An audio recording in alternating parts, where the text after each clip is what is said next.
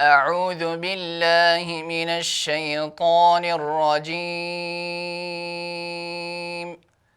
بسم الله الرحمن الرحيم. قل يا أيها الكافرون لا أعبد ما تعبدون